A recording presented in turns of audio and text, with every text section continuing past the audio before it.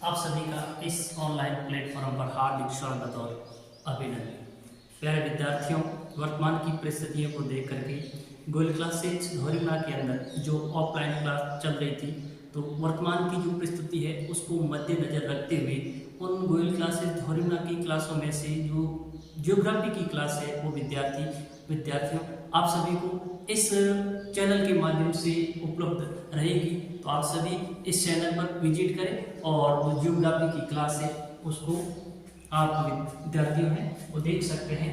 और अपन आज जिस टॉपिक के बारे में बात करेंगे विद्यार्थियों, वो अपना टॉपिक यही रहेगा। वहाँ पर अपनी कोचिंग के अंदर अपना जो टॉपिक चल रहा था उस टॉपिक को ही आगे बढ़ाएंगे और उसके अंतर्गत विद्यार्थियों अपन लोग जो पढ़ रहे थे वो पढ़ रहे थे कि अरब जो बंगाल की खाड़ी का अपातंत्र है, उस बंगाल की खाड़ी के अपातंत्र के बारे में अपन लोग बात कर रहे थे।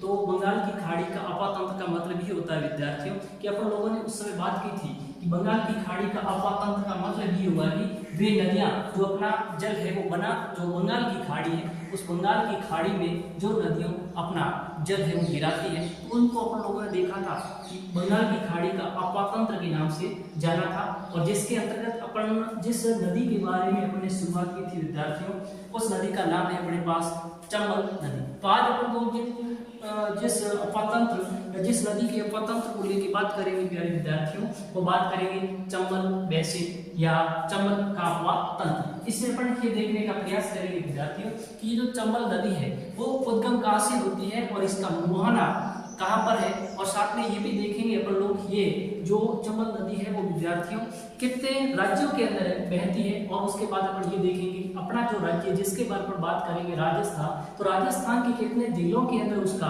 अपौषट है, और साथ में ये भी देखेंगे इसकी और क्या क्या विशेषता है और इसके क्या क्या नाम, उन सब के बारे में बात है वो विद्यार्थियों अपन इस क्लास के अंतर्गत करने वाले हैं। तो बिना देरी किए अपन चलते हैं अपना चुना टॉपिक पे चलते हैं विद्यार्थियों। और अपना आज का जो टॉपिक है उसका नाम है चंबल अपवा तंत्र। ठीक है, जब हम लोग चंबल अपतंत्र की बात करते हैं प्यारे विद्यार्थियों, तो सबसे पहले हम लोग यही समझने का प्रयास करेंगे कि ये नदी है वो कहाँ से निकलती है, यानी इसका उद्गम स्थल कौन सा है। तो विद्यार्थियों देखिए आपके सामने दिख रहा है आप लोगों को अपने पास ये जो राजस्थान का मेरे विद्यार्थियों जो मानचित्र है,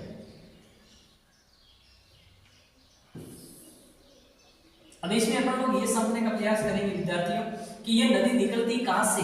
तो जब अपन चंबल बेसिन की बात करते हैं विद्यार्थियों, अपन लोग जानते हैं कि जब ये राजस्थान का मानचित्र है तो इसके अंदर इधर ये राजस्थान का जिला है विद्यार्थियों जिसका नाम है झालावाड़। इससे इस तरफ अपन देखते हैं कि एक और स्टेट है। जब अपन ने राजस्थान की सीमाओं की बात की थी तो उस समय विद्यार्थी अपन लोग ने देखा था कि इस तरफ राजस्थान का साथ में सीमा बनाने वाला जो राज्य है उसका नाम है एमपी विद्यार्थी। क्या नाम था? एमपी, यानी जिसको अपन लोगों ने कहा था मध्य प्रदेश। तो मध्य प्रदेश के अंदर से यहाँ एक पहाड़ी है विद्यार्थियों, अपन जानते हैं मध्य प्रदेश के अंदर विंध्याचल पर्वतमाला या मैं कहूँ विंध्यन जो पर्वतमाला है उसका क्या है विस्तार है। तो यहाँ पर इस तरह अपने बात करें तो विंध्याचल जो पर्वतमाला है उस विंध्याचल पर्वतमाला की एक जगह है विद्यार्थियों पहाड़ी है और उस पहाड़ी का नाम है जाना पाव की पहाड़ी। और ये पहाड़ी विद्यार्थी अपन जानते हैं कहाँ पड़ती है, यानी जो मध्य प्रदेश के अंदर जगह है उसका नाम है महू। मध्य प्रदेश से इस नदी का क्या होता है उद्गम होता है। कहने का मतलब है कि जैसे मैं बात करूं यहाँ पर विद्यार्थियों पहाड़ी है, पहाड़ी वाला क्षेत्र है, और इस जो पहाड़ी है विद्यार्थियों इस पहाड़ी का अपन नाम देते हैं वो वैसे देखा जाए तो विद्यार्थी ये पहाड़ी है विंध्याचल पर्वतमाला पे है, और यहाँ पे आप जानते हैं मालवा का पठार भी है विद्यार्थियों। तो यहाँ इस पहाड़ी का जो नाम है वो है विद्यार्थियों जाना पाव की पहाड़ी। जब ये जाना पाव की पहाड़ी है इसकी अपन बात करते है क्या, जब ये तो पहाड़ी है विद्यार्थियों लेकिन ये पहाड़ी है वो आपकी है महू, और महू जो जगह है विद्यार्थियों वो आपकी मध्य प्रदेश। कहां पर है? मध्य प्रदेश। तो कहने का मतलब ये हुआ कि ये जो नदी है यानी ये जो पहाड़ी है इस पहाड़ी से नदी निकलेगी या नदी का उद्गम होता है, उस नदी का नाम है विद्यार्थियों चंबल नदी। तो कहने का मतलब ये पहाड़ी है जनाबाव की पहाड़ी, और ये पहाड़ी का मध्य प्रदेश के अंदर है। यहाँ से अपन बात करते हैं तो यहाँ से अपन विद्यार्थियों एक निकालते हैं नदी, और इस नदी का नाम है, आप सब लोग जानते हैं, और वो नाम क्या है विद्यार्थियों? इस नदी का जो नाम है वो नाम है विद्यार्थियों चंबल नदी। कौन सी नदी है?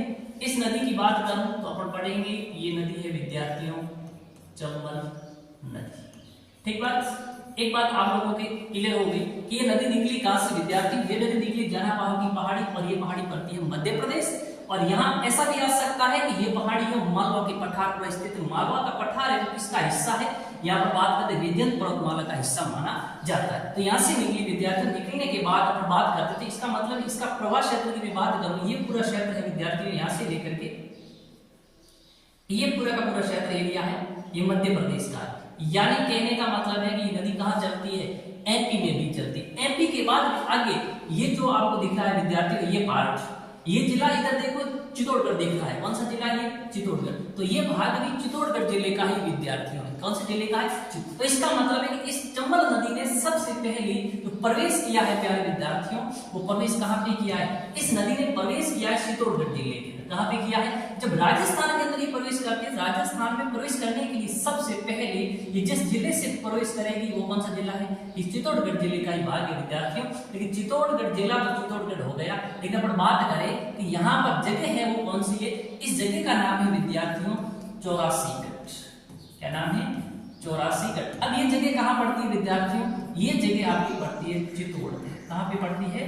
चित्तौड़गढ़। तो एक दूसरी बात क्लियर हो गई कि नदी निकली कहाँ से? नदी का उद्गम हुआ मध्य प्रदेश से, और निकलने के बाद ये एमपी के अंदर प्रवाहित हुई। उसके बाद जैसे इसने राजस्थान में एंटर किया, तो राजस्थान के अंदर किया है सबसे पहले चित्तौड़गढ़ जिले में, और चित्तौड़गढ़ जिले के अंदर जगह है राजस्थान में प्रवेश करने की, वो है विद्यार्थियों 84गढ़। उसके बाद ये नदी कहाँ गई विद्यार्थियों? उसके बाद आगे इसका अपातंत्र में देखो राजस्थान की कोटा और बूंदी, और उसके बाद में आगे मैं बात करूं प्यारे विद्यार्थियों, तो यही नदी जा रही है आपकी कहाँ? सवाई माधोपुर, और उसके बाद में जा रही है करौली, और उसके बाद में धौलपुर, और धौलपुर के बाद में इधर आप और हम सब जानते हैं विद्यार्थियों, और इधर जो एक राज्य है वो राज्य है आपका यूपी विद्यार्थी। कौन सा है? यूपी। तो कहने का मतलब है कि ये नदी एमपी में चली, एमपी के बाद राजस्थान के अंदर भी इस नदी का क्या हो रहा है? प्रवाह हो रहा है, और राजस्थान के बाद में विद्यार्थियों धौलपुर के बाद में आगे जाती है। तो अपन बात करते हैं जो राज्य आता है प्यारे विद्यार्थियों, वो यूपी राज्य आता है। तो ये यूपी के अंदर भी इंटर करती है, और जब इन्होंने यूपी के अंदर इंटर किया,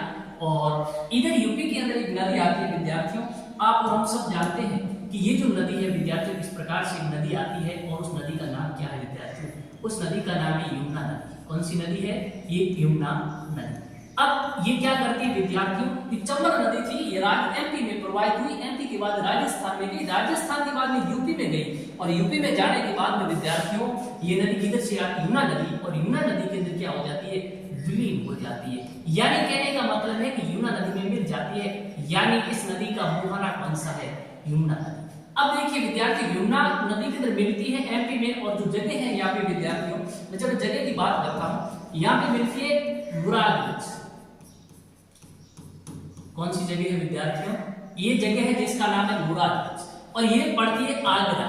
कहाँ पड़ती है विद्यार्थियों? इटावा आगरा के अंदर, और आगरा कहाँ पड़ता है? यूपी। तो कहने का मतलब ये हुआ कि इस नदी का अपवाह तंत्र, मैं बात करूं अपवाह तंत्र, यानी ये नदी 3 राज्यों में बह रही। कितने राज्यों में? देखो सबसे पहले कहाँ गई? एमपी के अंदर, एमपी के बाद में, यानी 3 राज्यों में इसका प्रवाह क्षेत्र है, यानी एमपी में है, एमपी के बाद ये कहाँ गई विद्यार्थियों?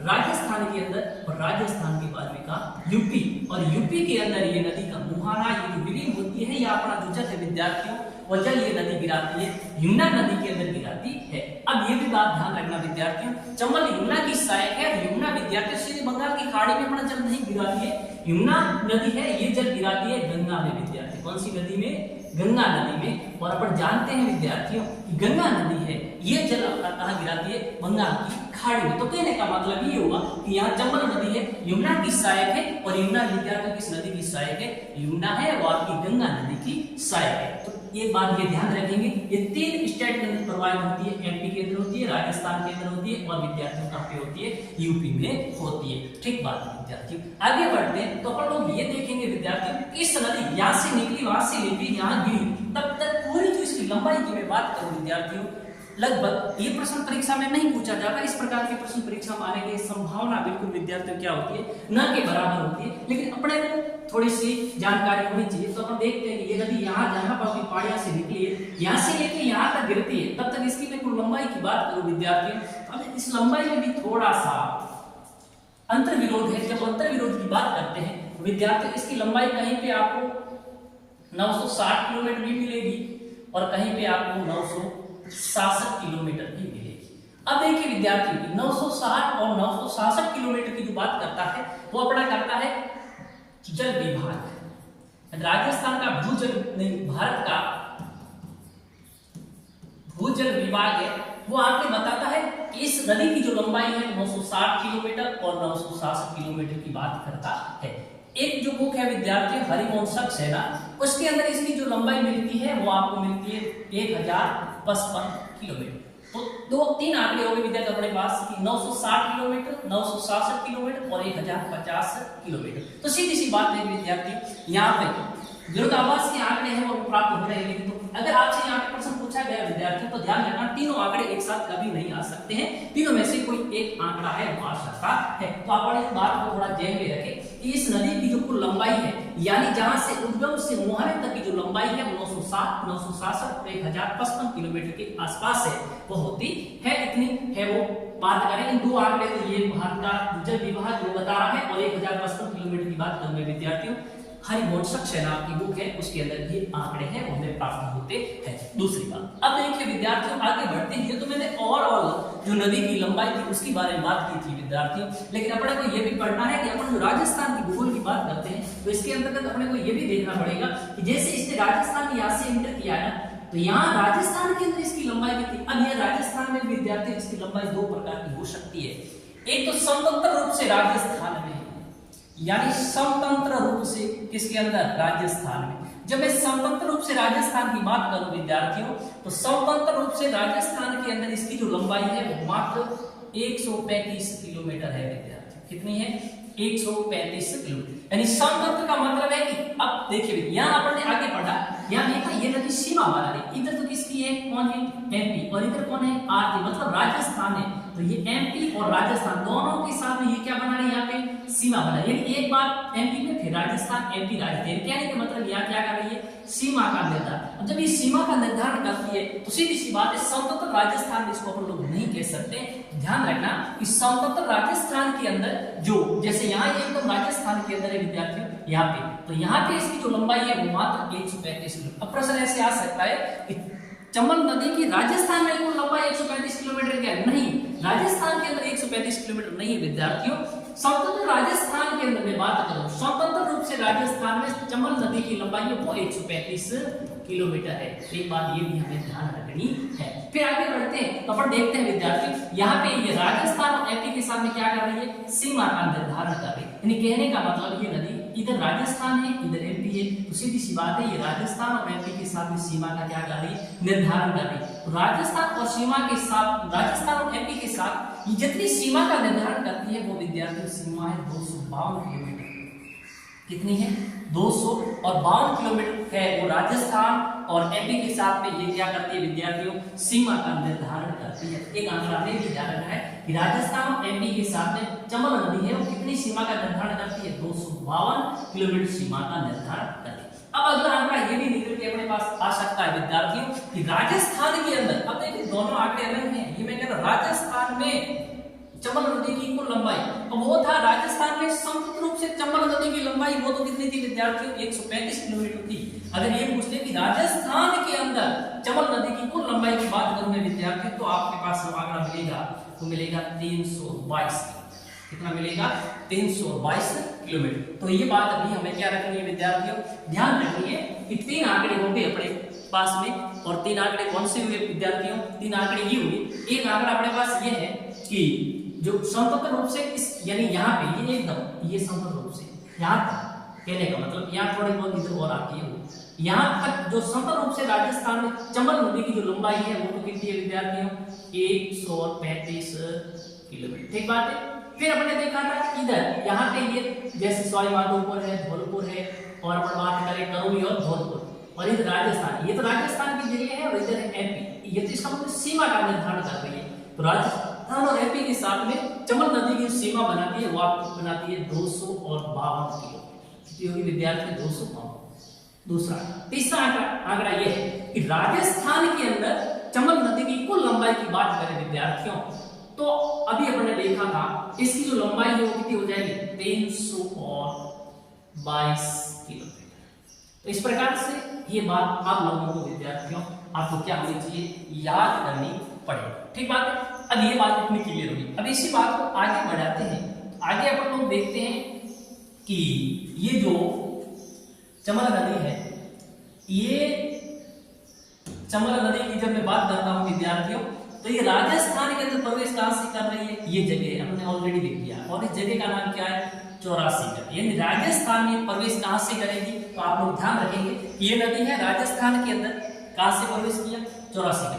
अब जैसे ही राजस्थान में प्रवेश करती है तो इसके कुछ उपनाम है विद्यार्थी। इसके क्या है? कुछ उपनाम, यानी इनको अलग अलग प्रकार के उपनामों से जाना जाता है। और जब मैं उपनाम की बात करता हूं विद्यार्थियों, तो इसको अपन लोग कहते हैं राजस्थान की कामधेनु भी कहते हैं। क्या कहते हैं? राजस्थान की कामधेनु, ये भी मिलेगा। एक शब्द में और बात करूं इसके उपनाम की, तो इसको अपन लोग ये भी कहते हैं चरणवती। ठीक है। फिर अगर मैं बात करूं, यानी इसको क्या कहते हैं? राजस्थान की कामधेनु है वो भी कहा जाता है। और इसकी बात करो तो इसको अपने क्या चरणवती भी है वो कहा जाता है। फिर मैं बात करूं नित्यवायु, इसको अपने क्या कहते हैं? नित्यवायु। और इसको बात करूं ये भी मिलेगा, ये वर्ष भर चलने वाली है, तो इसलिए इसको अपन क्या कह सकते हैं विद्यार्थी? बारहमासी भी कह सकते हैं। क्या कह सकते हैं इसको? बारहमासी है वो भी कहा जा सकता है। तो ये ध्यान रखना कि ये नदी है, इस नदी को राजस्थान के अंदर अलग अलग नामों से जाना जाता है। जब मैं अलग अलग नामों की बात करूं तो इसको राजस्थान की क्या कहते हैं विद्यार्थियों? राजस्थान की कामधेनु है वह भी इसको कहा जाता है। और इसको चरणवती है वो भी कहा जाता है। इसको नित्यवाही नदी के नाम से भी जाना जाता है और इसको बारहमासी नदी के नाम से भी जाना जाता है। तो एक बात विद्यार्थियों अपने को ये भी ध्यान में रखनी चाहिए कि उपनाम से संबंधित भी प्रश्न है विद्यार्थियों आपके आ सकता है। तो उपनाम की बात करें तो कामधेनु हो गया, चरणवती हो गया और नित्यवायु हो गया और क्या हो गया आपका? बारहमासी हो गया। ठीक बात है। अब आगे बढ़ते हैं तो अपन जानते हैं विद्यार्थियों, जब मैं चमन नदी की बात करता हूं तो आप और हम सब वाकिफ है इससे कि जैसे ही यहाँ से निकली है तो ये सारे के सारे किस प्रकार के क्षेत्र है विद्यार्थियों? सारे के सारे पहाड़ी क्षेत्र है या पठारी क्षेत्र है। और सीधी सी बात है ये है विद्यार्थियों कि ये नदी कहां से निकल रही है? मतलब ये दक्षिण से उत्तर की ओर जा रही है। जैसे दक्षिण से उत्तर की ओर जा रही है तो यह पहाड़ी क्षेत्र है, तो ये नदी है वो अपने मार्ग के अंदर विभिन्न प्रकार की इस आकृतियों को क्या करती है? निर्माण, यानी जो भी जिस स्तर पर चलती है वहां पर विभिन्न प्रकार की जो आकृति है उसका निर्माण करती है। जब ये स्तर पर किन किन आकृतियां बनेंगी? देखिए ये भी प्रश्न कई बार परीक्षा में पूछा गया है। तो जब वैसे ही ये नदी इधर से दक्षिण से उत्तर की ओर प्रवाहित होती है तो यहाँ पर एक इस प्रकार की आकृति बनती है विद्यार्थियों, अपर्दन होता है। और ये नदी किस प्रकार का अपर्दन करती है? ये अपन ने पहले पढ़ा था, ये करती है अवनालिका अपर्दन। किस प्रकार का अपर्दन करेगी?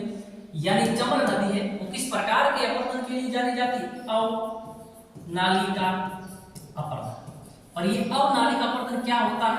ये अपन ने जब राजस्थान के भौतिक विभागों के बारे में बात की थी उस समय इसको अपन ने अच्छी तरह से समझा था कि अवनालिका अपर्दन क्या होता है। तो कहने का मतलब है ये जैसे अपर्दन करेंगे यहाँ पे अपर्दन होता है अवनालिका। अवनालिका मतलब एक नाली के रूप में, जैसे मुख्य नदी चली, जैसे ये मान लीजिए अपने पास मुख्य नदी है।